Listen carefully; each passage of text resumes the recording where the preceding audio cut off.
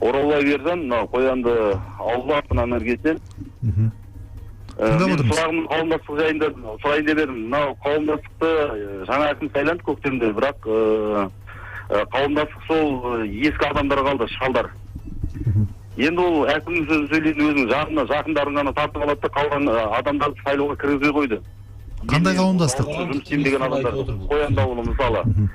Енді осы қауымдастықта қолмен мектепке шақырып алып, халықты қолмен көтеріп қана сайлай салды, өтірік санай салды. Осының тетігі бар ма дұрыс сайлайтын? Немесе осы қауымдастықтың 50%-ның көбі дауыс беріп, осы әкім жұмыс істемей жатыр деп орнынан алып тастайтын тесіктер бар ма? Болмаса қауымдастықтың қаншалықты заңды рөлі бар? Оралбай мырза, қоянды ауыл, енді ауыл сайлады ғой бұл жердің әкімі.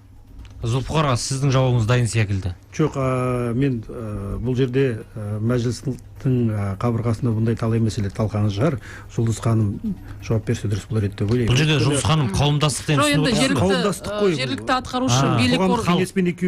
Жергілікті атқарушы билік органына байланысты бізде заң келген. Қоғамдық кеңестер бойынша, маслихаттар бойынша біз оны қайтадан үкімет өзі қайтардық. Себебі ол жерде маслихатпен сол осы қоғамдық кеңестердің арасындағы белгілі бір түйткілді және конфликтті мәселелер орын алмас үшін. Енді мынау егер ауыл болса және ауылдың әкімі сайланса, менің ойымша алғашқы бірінші, екінші сайлау кезінде осындай келеңсіз оқиғалар орын алады, трайбализмге қатысты басқа.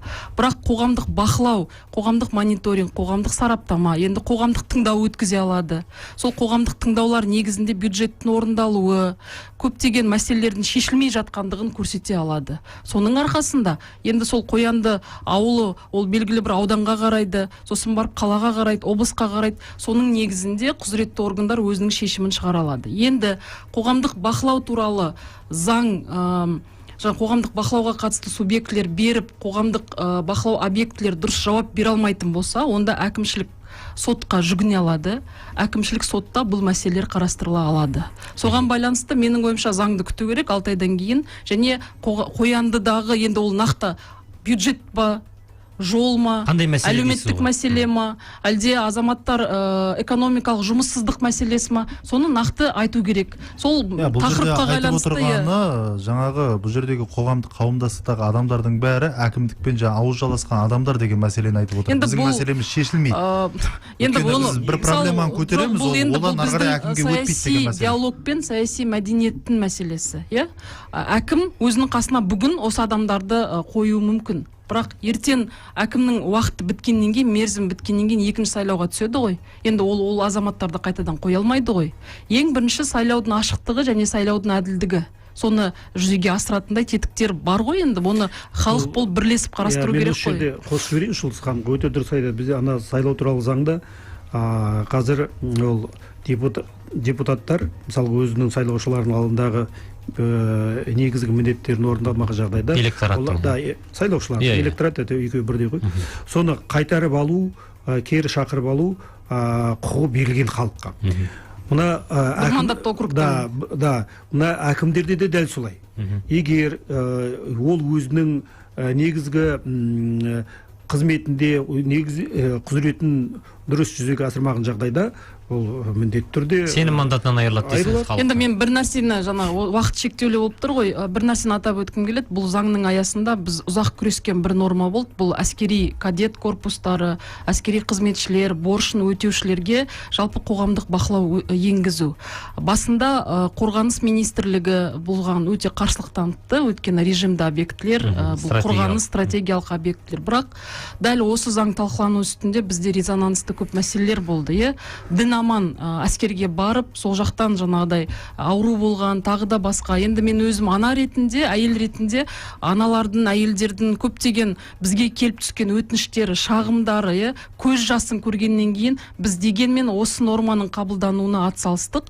Қазіргі таңда қабылданған заңда әскери қызметшілер, сонымен қатар әскери борышын өтеушілерге олардың тұрмыс жағдайын көру үшін туған ата-анасы және өте жақын туысқандары барып қоғамдық бақылау енгізе алады. Яғни қол жеткіздіңіздер. Бұл да мәжіліс депутаттарының, оның ішінде Жаңбыршин, Мұсабаев және біздің кәдімгі бір күрескерлік, қайраткерлігіміздің арқасында қабылданған норма деп атап өткіміз келеді. Жақсы. Сайра ханым, Сайра айтсаңызда. Мен де сөйлей кетейін. Расында да осы заң енді бәрімізді қуантып жатыр. Бірінші рет қоғамдық бақылаудың заңды, ашық, ерікті, тәуелсіз екендігін көрсетіп жатыр.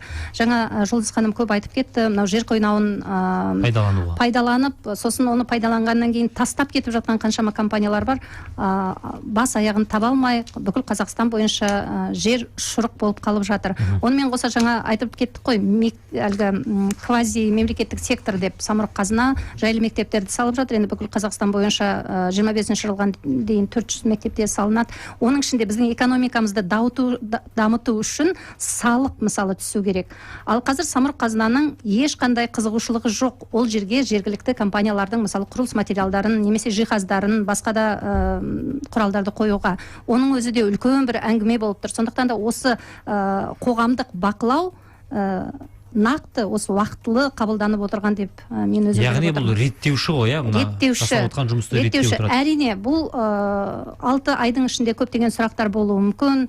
Себебі жаңа айтып жаттық, қайда қаражат десек жарайды, ол қаражатты ойластыра жатармыз. Бірақ та әрбір жеке тұлға өзінің сұрағы көтеру үшін оның механизмін қалай, жаңа ғана қояндадан сұрақ түсіп жатыр ғой. Әрбір әкімшілік өзінің қасына өзінің адамдарын жинап алады да әр әңгімесін шеше береді деп. Сондай әңгімелердің болмасы үшін әлі де бұл заңның айналасында біраз жұмыс істеу керек сияқты. Жаңағы подзаконный акты деп отырмыз. Сол кезде халықпен жерде әлі жұмыс істеп жалғастыруын іздеуіміз керек сияқты. Басты заң шықты, енді оны толықтыру, өзгерту. Бұл заңның керегі, қажеттігі әрине. Бірақ та әрі көкейкесті сұрақтар бар сияқты.